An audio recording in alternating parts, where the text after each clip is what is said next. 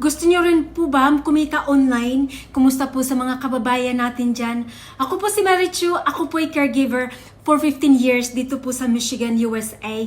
Baka lang po naghahanap kayo ng mapagkakitaan online at di nyo lang po alam kung paano. Pasensya na rin po at naabala ko kayo dito. Gusto ko lang po mag-share ng experience ko nung ako'y nag-click ng button. Baka din po magustuhan nyo at makarelate po kayo. Before po ako'y nag-start sa business na to, 3 po yung trabaho ko. Imagine niyo po, I was never at home with my family for 9 years. Day and night po, nagtatrabaho ako. Ang dami ko pong na-miss na mga gatherings sa family ko. Ang workplace ko po, nagiging first home ko. Pag-uwi ko po sa bahay, tulog na lahat ng pamilya ko. Bilang caregiver po, napaka-physical ng trabaho ko at wala parati sa bahay with 3 jobs. Itong business na to, nagiging life changes ko po. Baka po magustuhan din nyo, magiging intervention din po ito sa inyo.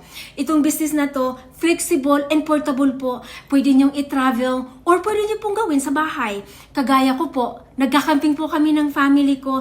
Dala-dala ko po ito kahit saan dahil po sa business na to.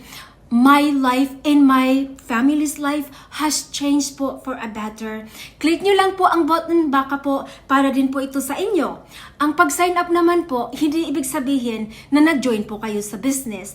Para lang po malaman nyo ang full details sa business. And decide po na lang po kayo later kung para din po sa inyo or hindi. So kagaya ko po, kung na-curious na kayo, click lang nyo po yung button para po mapadala ko yung free details, business, at bahala na po kayo mag-decide later. Napaka-passionate po namin dito kasi dahil sa business na to, nabago ang buhay ko at ang buhay ng family ko. Kung nakita ko po kayo later na nag-sign up, maraming salamat po. May papadala ko po sa inyo ang full details for info po sa business na to. Para po sa mga hindi naman interesado dyan, skip na lang nyo po yung ad na to. Ako po ay nagtatrabaho lang para masuportahan ko po ang pangangailangan ng pamilya at makatulong na rin po sa iba. Salamat po. Hope magkita-kita po tayo on the other side.